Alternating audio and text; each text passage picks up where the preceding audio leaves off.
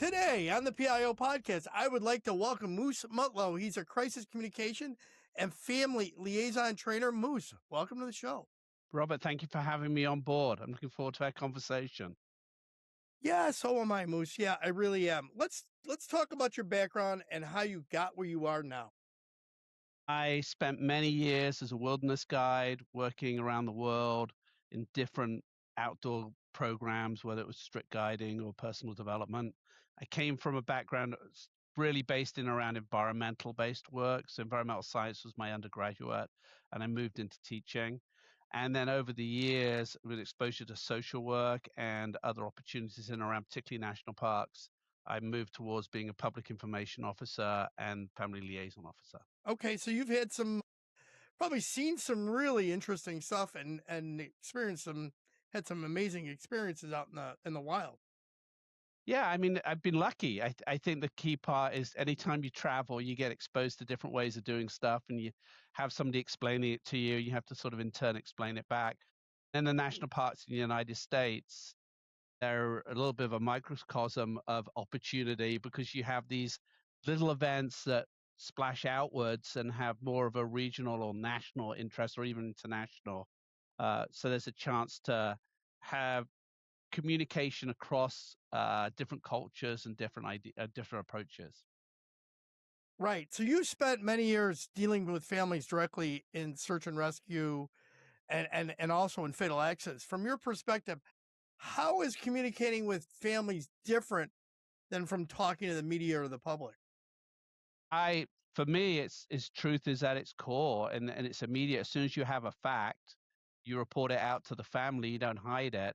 And sometimes in a public information, you're having to hold a little bit back because there might be an investigative part that's going on, or a need to choreograph it a little bit more with certain personnel rolling out messages.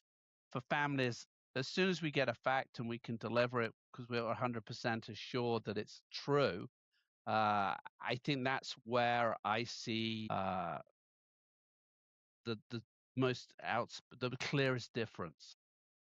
Okay. So you're still vetting that information coming in before you go to the family with it. Obviously, I would assume.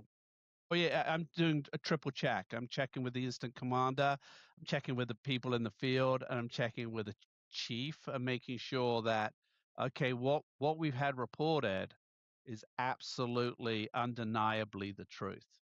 So I won't ever come in with a supposition or an assumption or a guess with a family. They're already dealing with the gray zone of unknown. It doesn't need to be Okay. clouded by too much hope. It needs to be clouded by it needs to that clouds need to be dispelled with a fact. Gotcha. All right. So family communication for PIOs is kind of an unnerving thing. A lot of PIOs say that they're not comfortable sometimes with that family end of it. Why does this piece feel heavy even for experienced communicators to deal with? Because it has an emotional load. It has that tension where you want to be clear and pragmatic and present an organization or an agency perspective on something, and suddenly it's clouded by a mom breaking down and holding your hand, and that's hard because in that moment that professional mask of I'm in control, I'm asserting control over this command presence, has to slip to be human in that moment and witness that grief and be real. Okay, so that's probably what makes it the most challenging part of that family communication thing then, that during a fast-paced emotional event is that fact that now you're getting pulled into the emotion of the event, right? With the family? You're witnessing it. I think that that's the piece, is that you don't necessarily be towed into the absolute devastation of it, but you have to acknowledge it and feel for those people in that moment, because ignoring it underserves that person in that moment of need. Right. Yeah, I could see how that would. All right, so how does that operational pressure from command staff or investigators complicate what PIOs want to do for families, or the liaison would want to do for families? I haven't ever felt heat from investigators. they're actually quite happy to have us in the room and be chatting away because it helps to ease the family into sharing or hearing that difficult news. I have felt the pressure from media to roll out a little bit more of a complete story and wanting to have the family involved. And that's where I've worked pretty closely with families to define how they want to get involved in media. I'm not making the decision for them. I'm laying it out and saying, here's some pros, here are some cons, here are some ways that it can be shaped, here's how we can help you, and then giving them control in a chaotic environment. I think one of the things that often happens is when families have had loss, is the foundations of control have fallen away. And part of our job is to actually set up little building blocks that give them functionality and control in the moment. Right. I mean, I could see where this would be problematic because I know that the media always wants to talk to, they always want to have that interaction with the family. They want that first. And I know in cases that I've handled where the media has contacted me and said, "Oh, can I speak to the victim or can I speak to the victim's family?" And they've said, they're like, "Well, let me talk to them. I don't want to have you as the in between." To me, that seems almost like they want to try and convince them to speak as opposed to if they want to make that decision amongst themselves. Yeah, I think a good family liaison, public information officer, public affairs person working together with a family is laying out a clear options that they can look at and make an informed decision about how they're involved in media. I think sometimes there's a rush to preserve the integrity of the agency to say, oh, look what we're doing. And actually, all of it should be driven from the welfare of the family, the affected family. Because by doing that, the family feels looked after. The family is probably going to listen to the facts as they see them and represent those. And the thing we don't want to have is that combative environment where it's us against media. Right. I think I work really hard with families to say, hey, here's how you can tell your story. These are the avenues and give them Right. options. Yeah, the emotional mistakes that sometimes communicators may make when they focus too much on the facts and timeliness and not enough on that human impact, that can definitely have, can be problematic, right? Yeah, I mean, pausing and allowing people to integrate the news that they've received, the heavy news, the difficult news, and not rushing them out there to be in front of a bunch of cameras and stumble through the emotional telling of the story, it doesn't serve them very well. And it's forever memorialized in digital media. They can always go back to that moment.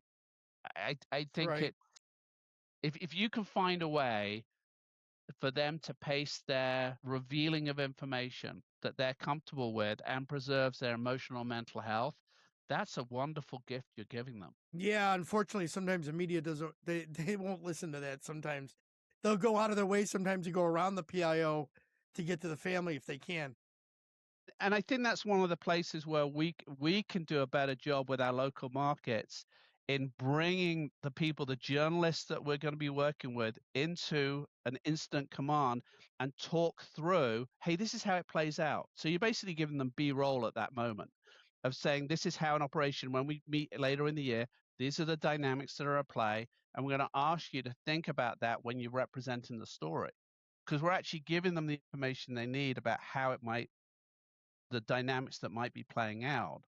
And they can, that's their kind of, they can fill the gaps in their story at that moment with that inside look that they had earlier in the year.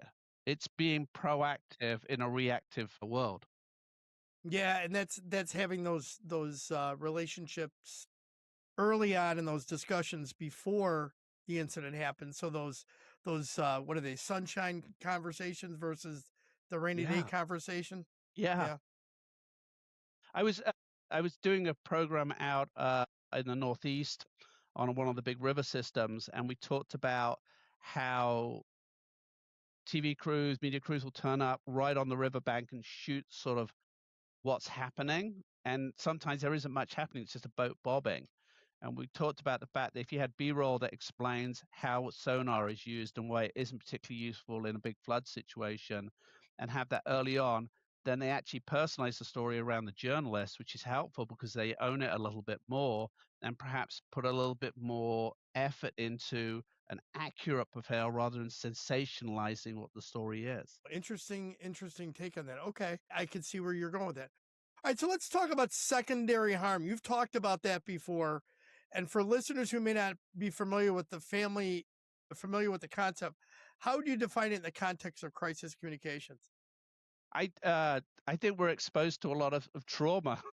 I think if you're working in and around public information or family liaison, you can cover a lot of tragedy, and that can build up over time in small ways. I mean, dissatisfaction with your job is one of them. It's probably the most strident because you're just exhausted from just being confronted by loss the whole time. And trauma is an odd thing. I like that idea of trauma being one of the definitions I've heard is trauma stops us from living the life we want to live. And I Yeah, like that yeah, because it can be applied to anybody. One person's trauma isn't any more valuable than anybody else's. We all experience it. And absolutely. Yeah, I've worked over 100 cases that have been fatalities. There's an impact with that because you've seen in the most intimate circumstances someone coming to terms with this profound loss. right. So, all right, I'm going to go off on a tangent here. It's not one of the questions on the list. Moose, do you end up seeking counseling or somebody to talk to work through those emotions that you're going to go through? Yeah, we have a pretty good support program. We use the stress continuum, which is a system that the Marines developed for combat readiness, and it's been changed now for responders, and it looks at functionality, and it allows you to have a diagnostic team within your peer group or yourself to say when you lack in functionality, and that allows you then to be referenced to a higher level of care, which is a professional therapist or counselor. Excellent. All right, good. I'm glad to hear that because I think that is one thing that we still don't do enough in, especially in the law enforcement end for PIOs, and that work that into their planning or crisis plan or crisis communication plan. I don't think they do that. The fire side, there's always some kind of rehab that they do on the fire side with all their personnel, but it's a little different for law enforcement. And the PIOs have to deal with so many different aspects of whether it's a community, family members, law enforcement officers, executives, mayors, and all that. Those always that can be that trauma could continue for them for a long time. So I know Kind of that's look one thing that. I look at it Go as ahead. that bottleneck, like an egg timer, the bottleneck of an egg timer. You've got pressure coming from internally in the incident and externally from the incident, and that pressure is just pushing you down in that narrow little neck where the sand is meant to flow. And I think with that hardness, it's transformative. At its best, you stand under pressure and all that becomes a diamond. You Mhm. shine in that moment, but it's also one of those things that can break you. And I think Yeah. sometimes when we see super pragmatic, I've been there, done that PIO, they're actually hiding a lot of what they've dealt with, and it's ultimately going to affect their performance. Yeah. Oh, I completely agree with you on that. Moose, how often do well-meaning transparency efforts backfire with families, and what does that look like in practice? I haven't had it backfire. I think one of the times it can get a little off kilter is social media, where you share something that's pertinent and immediately someone takes it and they might put what they heard out into the wider social media world. And so one of the things I always try to do is anything that I share is written down, and so they can basically have a script to work from. That's the time I see it go a little bit off, get a little out of shape. But it's what we're always trying to do is to avoid any family looking at a camera and saying we don't know what's going on. That's what we're working towards is having a family having enough information and enough trust in what you're doing that they don't look to media to provide the back pressure to complete the story. Okay. What role does silence play in secondary harm? Is that something sometimes worse than saying the wrong thing? Robert, I'm just going to hold for a minute because I have a rather irate dog trying to get out of my office. Go ahead. I'm sorry. If you're ever Completely going to get a understand. if you're ever going to get a My dog, dog lay go ahead. Yeah, my dog lays on the couch. She doesn't move half the time during the day, so I understand. I used to have a dog that would go crazy when she wanted to go out. This one, she'll just lay there until I get up out of my chair, and she knows better. This dog is a McNab. It's a North California herding dog, and they're renowned for you don't tell them what to do. They will figure it out. And it has figured out, he figured out the bell. I need to be outside, and he's doing his own thing now. So let's go back to that question, which can you repeat it? I think it was silence. All right. Absolutely. So what role does silence play in secondary harm? And is saying nothing sometimes worse than saying the wrong thing? So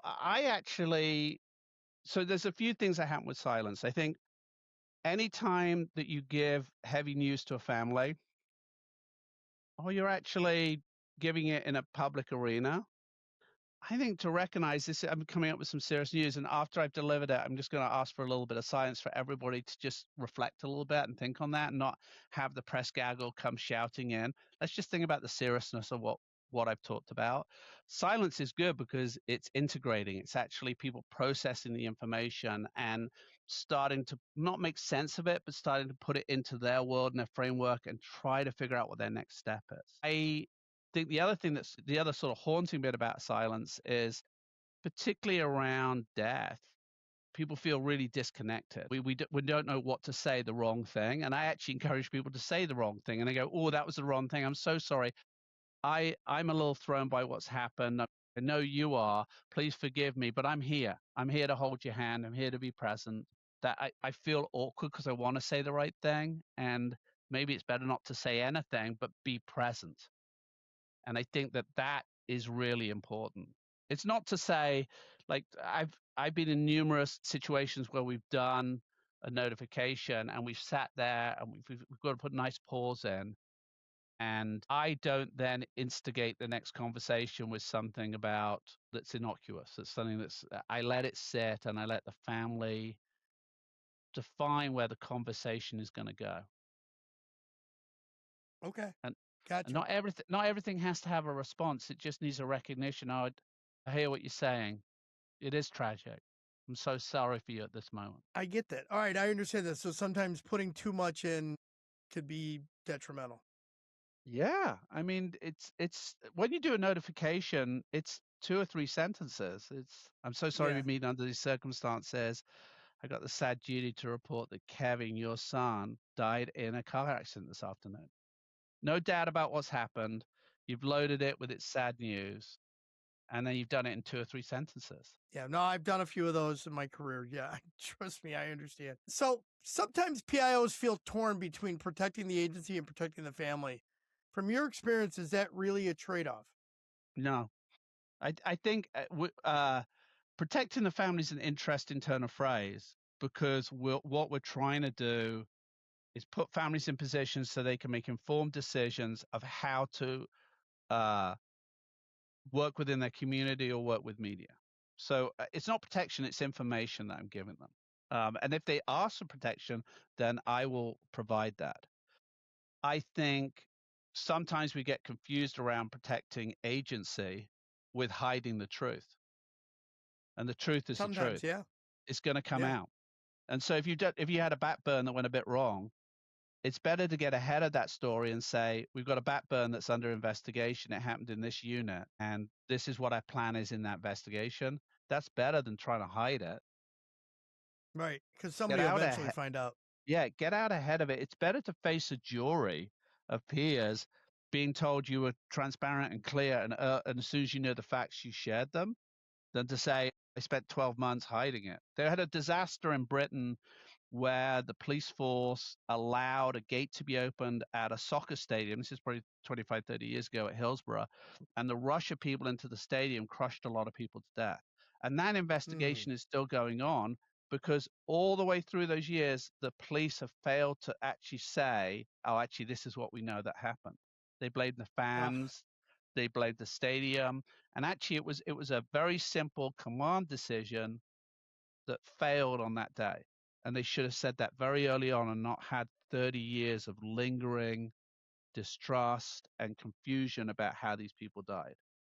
And and Right. I think about those ideas a lot whenever I have to share a difficult thing about performance or what's going on. I remind myself it is better to get the truth to see light than to try to hide it in the shadows. Right. I agree with you. Moose, what are practical steps PIOs can take early in an incident to safeguard families while still meeting their legal and operational requirements? Create a clear communication strategy. So when you make contact with the family, commit to, hey, I'm going to talk to you in the next 2 hours, and it's going to be at 3:00. And this is what we're going to talk about, and have good shared common understanding of the facts. When families say, oh, you didn't tell me that before, be able to go back to the script you shared with them 2 hours before, because they're a little confused and they've forgotten it, and say, right, we did cover it, but let me cover it again. I think it's making sure you you give them the opportunity to talk frequently and allow them to say, hey, let's slow this down a little bit. I had an incident where we were doing a search for somebody, and I committed to talking to the family twice a day. And one of the adult children said, actually, we can back off of that. Let's talk once a day. And then 3 days in, they said, actually, we don't need to hear anything else. Tell us when you've actually found our loved one. And so they decided what that speed was. I think it's Okay. rare that a family, once they understand how the flow of an incident works, as in you get your assignments in the morning, you report out in the afternoon, they start to understand quickly, if you share that with them, that there won't be anything to report at midday. But you get Right. them Right. to the point where they're making that decision. Okay. How should agencies think about timing when it comes to family notification versus that public release of information? Nothing should go to the public until the family has been informed. There's nothing worse for a family to sit there and find a major development or clue has been discovered, and they're finding it through media. And at Yeah. that point, Yeah. No, agree. you're going to struggle to get back any level of credibility. And I think one of the things that helps you at that point is to make sure you have a reliable primary contact with the family. We try to take our communication from a broad base of 3 or 4 people to a single point. So we create our own bottleneck, and we say to that person, hey, we're going to give you the information. It's up to you to disseminate it. But we know that 3:45 told them a significant clue had happened. We found the car that had driven into the reservoir and in all likelihood got their loved one in it. All right. I've done that at 3:45, and then the local group at 4:00 says there's been a major development on media and they're showing the car being pulled out. I got there first. I can prove that Okay. in my timeline. Okay. All right. So let's talk about ethical and human centered communication. You emphasize human centered communication. What does it actually look like during a crisis? Not in a policy manual, but on a bad day. I'll hold their hand when they're crying and I might shed a few tears too. I didn't know the person, but I can share the sense of loss they have in that moment. I think on the ethical end, I know that I'm always dealing with facts, and I'm not going to give them a maybe, or I'm not going to say assumptions that say things like they're in a better place or start to look at their own spiritual values. Maybe I'm going to be very clear that I'm a witness. I'm here to help. And I'm also going to talk about the limits of the role. Is I'm not going to be here for duration for the rest of their life. It's going to be, I'm assigned as a compassionate administrator in that moment to help give facts, help be their contact in incident command, but I'm not a therapist or grief counselor. And I'm going to encourage them to seek that within their community and not be silent in their loss. Okay. Get that. All right. How can agencies build ethical decision making into their crisis plan before an incident happens? Role play is the only thing you have. Role play and case study is to look back with a critical eye on where things have gone well and then where things went belly up. And be honest, there's a bunch of backslapping that happens in emergency services that we self-congratulate. Yeah. Oh yeah, we did great. Oh, it's difficult. We're in emergency. But to be critical, like it's vulnerability. And in command presence, where we're told, oh, you're in charge, even if you don't quite know what's going on, you're in charge, that vulnerability of having really good critical feedback is often missing. And so to bring in an Moose, outside facilitator is sometimes a good idea, but we can set up some ground rules that allow people to be less defensive in actions and recognize it was done under pressure, but we learn and advance our performance by recognizing where we could do better. the one thing that drives me nuts is whenever there's a press conference and immediately the agency head, whether it's police, fire, whatever it might be, is out there saying what a great job they did. in responding. And there is a time for that, but it should not be in the initial statement. Because you're out there on somebody's very bad day, on somebody's very tragic day. Just like I dislike when somebody goes, "Thank you for being here today." You're thanking people for being there for somebody's tragedy, and I prefer starting out with that empathetic statement of, "We've experienced a really traumatic event here, Right. and what we're going to discuss is very difficult," or something Empathy. along those lines. Yeah, Empathy in that moment. absolutely. And I think there's a way to assert control over it, is that we all recognize there's a cutting room floor, still, or it's digital, it might be sort of a byte floor of data, but to put up how a meeting is going to progress. So at the start, we're going to have, and we have up on a dry erase board because it's like we've sort of done it in the moment, and it says review incident, and then it's going to have who's in the room, and then it's going to have update, and at the bottom it says recognition. And that's the time for all the agencies to do their recognition. And we can assert some control on that flow. Now, there's going to be commanders that push back on that because this is the way we've always done it. But there are Mhm. efficiencies for media in knowing what the menu is and what's coming up so they can figure out where the questions are. And if we've done that interface with media, we can prep them for like, oh, this is where you're going to ask that question. Great. I'll make sure this part of the response is up there. We can assert more control over what I would call a compassionate, empathetic delivery of hard news. Yeah. Most, in your view, how does treating families well during a crisis affect long-term public trust with the broader community? If you're going to build trust in a community around an agency, have somebody else say how great the agency is. I think if you're having to do your own PR about how wonderful we are, we've probably missed an opportunity. I had an incident many years ago where a family said this is the most positive interaction we have ever had with law enforcement. And to have that family go back in the community and be a quiet voice going, they treated us right. They treated us with respect, and our loss was respected, and we were looked after. It is more powerful than any TikTok creative media type thing talking about heroes in the community. Other people telling our Mhm. stories is what we should be shooting for. I agree. Moose, can you share an example where strong family communication changed the outcome or perception of an incident? Yeah, I mean, I think anytime we have a loss in a national park, particularly a big national park, Yosemite, Grand Canyon, it's really easy for people to snap to judgment and say, why didn't you do this? Why didn't you do that? I think one of the things that we do in those two parts in particular is we get out ahead of a story because we look after the families. So when media comes to find the drama of the story, often the family are as well briefed as the incident command, and they're able to repeat back all of the things that have happened, quite often with a tail off of like, we have been really supportive. And I think in particular, these dramatic loss in these iconic landscapes, there's a lot of photo opportunity that media is gravitating towards. They want to have that picture in front of El Cap or looking out over the Great Grand Canyon. And we actually shorten the story because they've got all the facts and they're getting that from the family as opposed to a talking head with the park. Okay. For people, for PIOs who may be listening who have not had formal family liaison training, what skills should they start developing? Open communication that is, as much as it's saying something, is truly listening. Listen to how someone delivers it. Look at how they're making eye contact. There may be a cultural aspect in this as well, but listening to what people are saying and moving back from spin. I think the idea you don't have to spin a story to a family because you're giving facts and you're giving them the chance to reflect upon it. We don't have in that moment of responding to an incident the need to do anything that makes us feel better about ourselves. It is about the family getting information in a compassionate, empathetic way that helps them process and move to the next stage of their grieving or their sense of loss. Okay.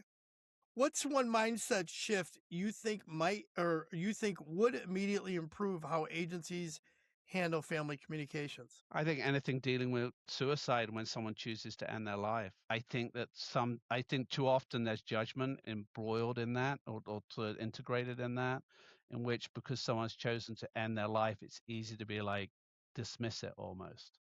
And I think every life has value, and we don't know the backstory that put someone in that position. And so we just deal with it as another tragic loss without judgment. That's the other part of it is sometimes in incidents, we move from the incident and then we say, oh, this is the lesson from the incident.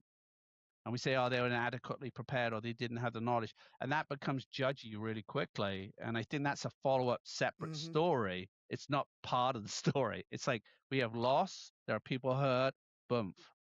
Next day, do a story about if you're going out on a really hot day, take a lot of water and think about the hike that you're doing. But don't enmesh them because it devalues this loss. It actually becomes almost a tagline or joke to some people of, oh, they were silly to have done that. And actually, there are all these other pieces that conspired to put them in the position at that moment, and it had a tragic outcome. That's the story. Right. Right. Moose, if there's one thing you want PIOs or the executives to remember when emotions are high and information is limited, what is it? It's not about you. It's easy to take it really personal, like, and they're dumping on me. No, no, no, you're a representative. You're the instant commander's representative at that moment. And it's not about you. It's about the story and the facts and the don't want anything to change that focus. And sometimes I think ego creeps in and it gets in the way. You got to let go. You're not the story. You're part of the story. Yeah, that is sometimes something we see that with PIOs or some PIOs, it's all they want to do is be out front, and it's not about them. It's about what's going on around them and what they're handling. And I think PIOs can drift into being the center point authority of the story, which they may have this immense level of skill beyond simply public information. But I think the skill of a PIO is to put subject matter experts in the position to tell part of the story. They choreograph the fire for the burn boss to come in and talk about it and help give them a good script to talk about so they can get their information out or bring the natural resource wildlife biologist in to talk about grizzly behavior and actually share that spotlight. That's a good PIO. Is you're not the expert on Yeah, everything. You're the air traffic controller, landing multiple flights and bits of information and having successful landings. Again, it's not about you. You're not the focus. right. Yeah, let go. Let other people tell the story and you put them in a position to do that. I like that, Moose. Thank you for saying that. Moose, is there a question I should have asked, and if so, how would you have answered?